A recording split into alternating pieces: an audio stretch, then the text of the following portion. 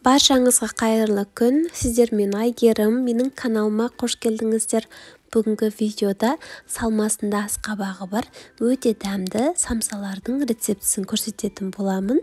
Видеоны мұқият соңына дейін қараңыздар. Ең алдымен ыдысымызға бөлме температурасындағы суымызды құямыз. Оның үстіне тұз және де қантымызды саламыз. 9% уксустан бір қасықтай қосамыз. Болмаса, бірақ маңызды емес, қоспасаңыздар да болады. Енді жақсылап араластырамыз.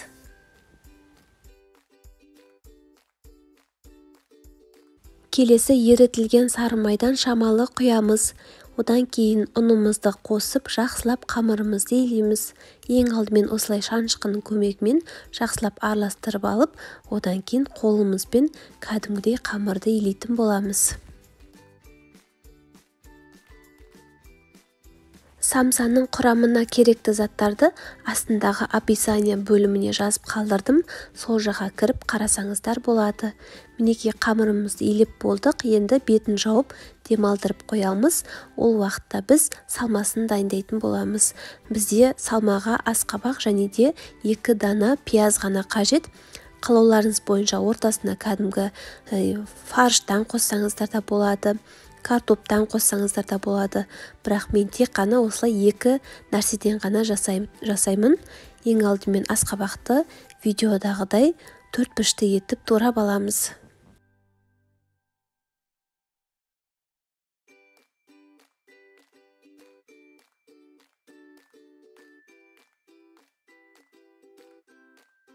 Келесі пиязымызды да майдалап турап аламыз.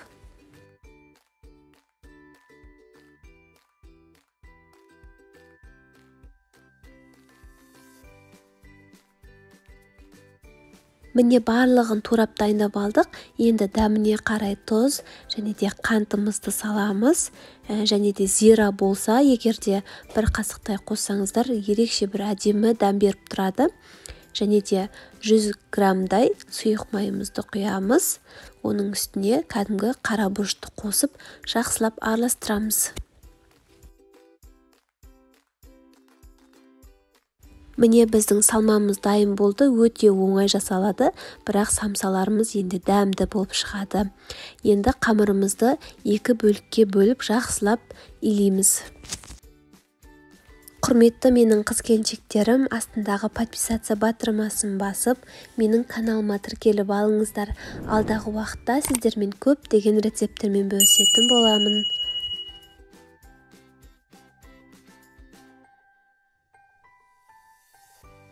Енді дайын болған қамырларымызды жақсылап жайып аламыз.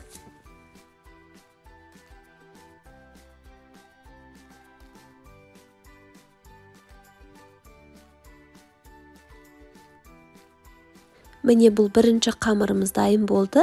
Енді екіншісінде дәл солай жаямыз.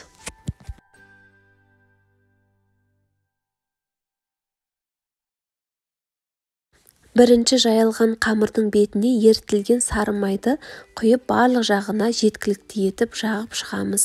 Мен бұл жолы кәдімгі маргаринді қолдандым. Негізінде кәдімгі жылқының майын қолданатынмын. Ол менде өте дәмді болып шығады. Енді келесі екінші жайылған қамырды видеодағыдай бетіне жауып шығамыз. Оның үстіне де осы ерітілген сары майды құйып жағамыз.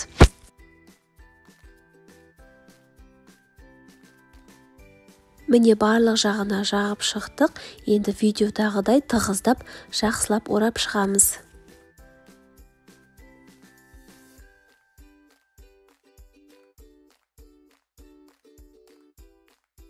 Жақсылап орап алдық. Енді кәдімгі салафанға немесе осындай пищевой пленкаға жақсылап орап, тоңазытқышқа немесе салқындатқышқа жарты сағатқа қалдырып қоямыз.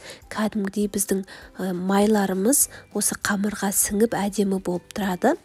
Міне қыздар, жарты сағаттай уақыт өтті. Мен кәдімгі тоңазытқышқа салып қойдым. Өте жақсы, жайғанға да ыңғайлы болып шығады. Енді осылай ортасын ашып, бәрін бірдей етіп кесіп шығамыз. Менде осы қамырдан 30 шақты самса шықты. Мінекей видеодағыдай барлығын бір келке етіп кесіп дайындап аламыз.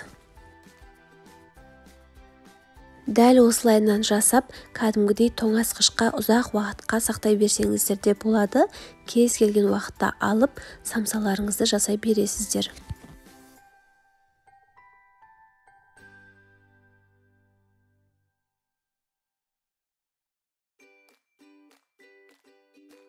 Міне қамырымызды жақсылап жайып алдық. Енді ортасына салмасын салып, самсаны түйетін боламыз. Қалауларыңыз бойынша 3 бұрышты етіп, немесе кәдімгі өріп жасасаңыздар да болады. Мен бірақ осылай 4 бұрышты етіп жасадым. Өте ерекше көрінеді, және де дастарханға ұсынсаңыздар да өте әдемі болып тұрады.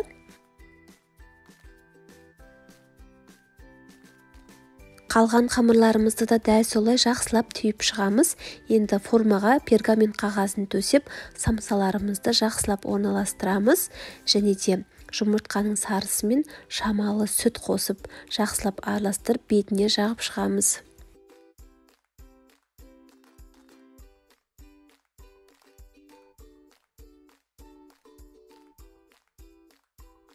Келесі қалауыңыз бойынша бетіне мак немесе осындай күнжіттан сеуіп әсемдейміз. Алдын ала қызып тұрған 200 градуста пеште беті қызарғанша пісіріп аламыз. Енді келесі қамырларымызды жартысын жасап, жартысын осылай тоңазытқышқа қатырып қойсаңыздар болады. Міне қыздар, біздің самсаларымыз толықтай пісіп шықты. Міне қарасаңыздар, ортасы өте керемет, дәмді болып шықты. Міндетті түрде осы рецептпен жасап көріңіздер. Сіздермен болған Әйгерім. Келесі видеоларда кездескенше.